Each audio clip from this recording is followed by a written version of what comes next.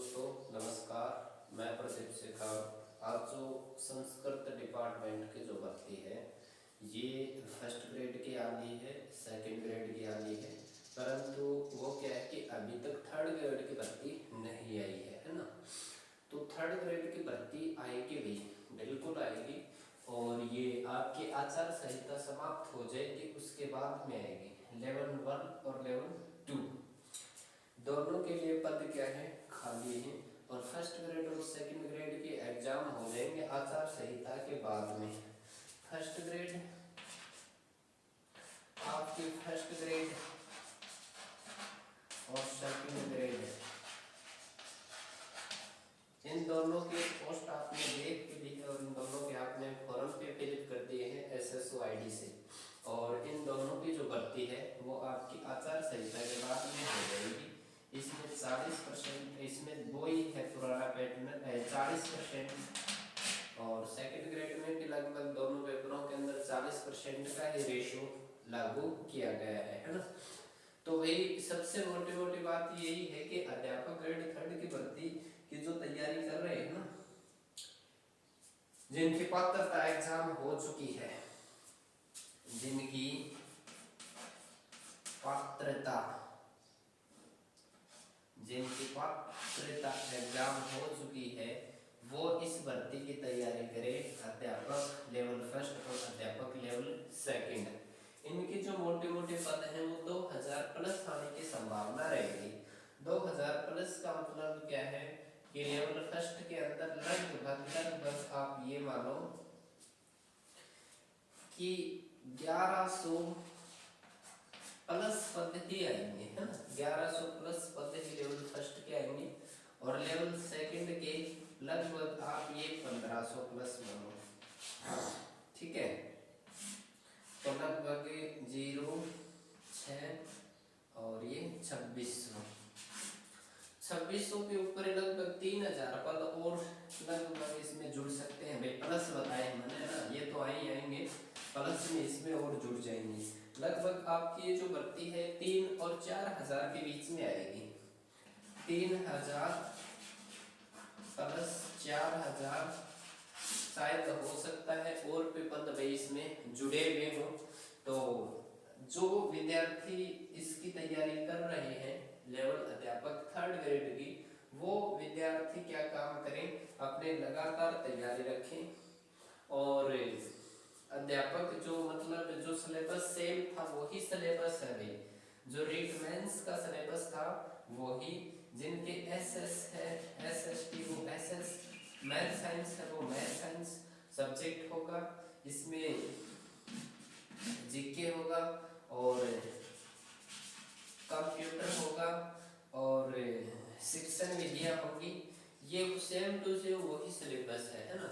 शिक्षण विधियां वही 40 नंबर की है, वही राजस्थान का जीके है, वही शैक्षणिक परिदृश्य है, इसमें कुछ चेंजमेंट नहीं होगा, है ना।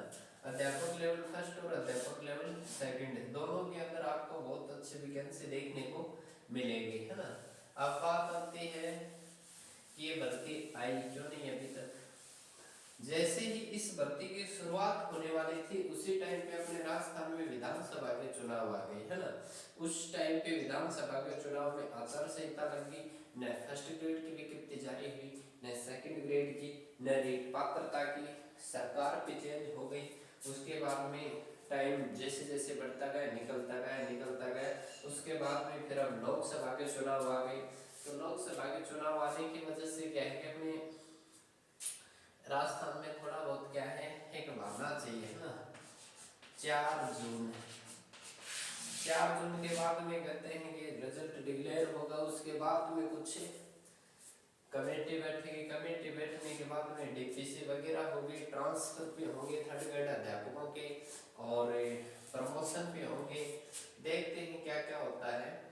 तो मोटी बात यही है, जो विद्यार्थी अध्यापक लेवल अध्यापक लेवल फर्स्ट एंड सेकंड, अध्यापक फर्स्ट एंड सेकंड लेवल की जो विद्यार्थी तैयारी कर रहे हैं वो लगातार मेंस की बात कर रहा हूँ मैं, मुख्य परीक्षा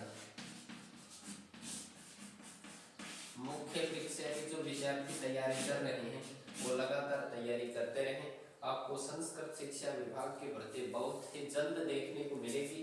लगभग ये भर्ती आपके 3000 प्लस पदों के ऊपर आने की संभावना रहेगी पूरी पूरी, है ना। और ये जो भर्ती है 2025 के अंदर कंप्लीट हो जाएगी, 2025 के अंदर कंप्लीट हो जाएगी। सेम सिलेबस है, ऐसा कुछ बाकी पढ़ना नहीं है। जैसे फर्स्ट ग्रेड और सेकंड ग्रेड के आपने संस्कृत शिक्षा विभाग से दे भी दिए हैं, इनका जो काम है वो बहुत फास्टली काम होता है ना। और ये जो भर्ती होती है ये भी बहुत फास्ट होती है इसमें। अब बात आती है रीट पात्रता एग्जाम की। जो विद्यार्थी तैयारी कर रहे हैं वो रीट पात्रता की ही तैयारी करें। रीट मुख्य परीक्षा की जिनकी पात्रता हो गई है वो फर्स्ट ग्रेड, सेकंड ग्रेड और थर्ड ग्रेड तीनों में से किसी एक भर्ती को चुन के अपनी तैयारी करें। बार बार किसी कोचिंग वगैरह में आपने अगर अच्छे से नोट्स वगैरह बना रखे हैं उन्हीं का बार बार रिवीजन कीजिए, उसको बार बार अपने दिमाग में रिवाइज कीजिए। यही सबसे बड़ा मूल मंत्र है।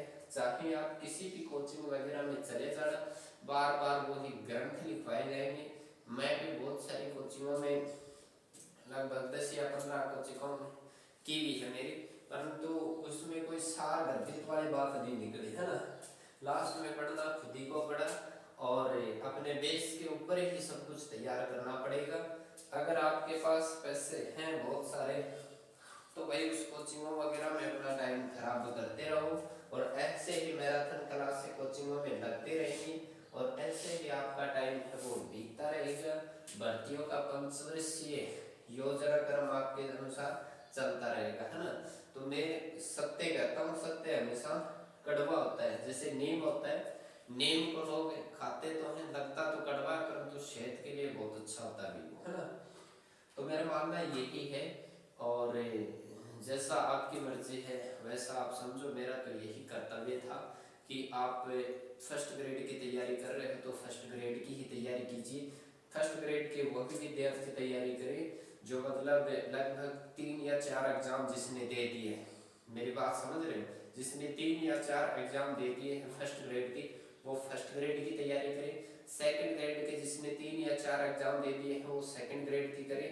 और रीट कि जो विद्यार्थी बार बार तैयारी कर रहे हैं अगर 5 या 6 अटेम्प्ट के बाद में उनका सिलेक्शन नहीं हो रहा है तो वो सेकंड ग्रेड की तैयारी करें। इस बात को भी अच्छे से नोट कर लेना। मान लो आपने रीट 6 या 7 बार दे दिया और आपका नहीं हो रहा है तो आप सेकंड ग्रेड की करिए, सेकंड ग्रेड के अंदर आपका श्योर सिलेक्शन हो जाएगा, है ना।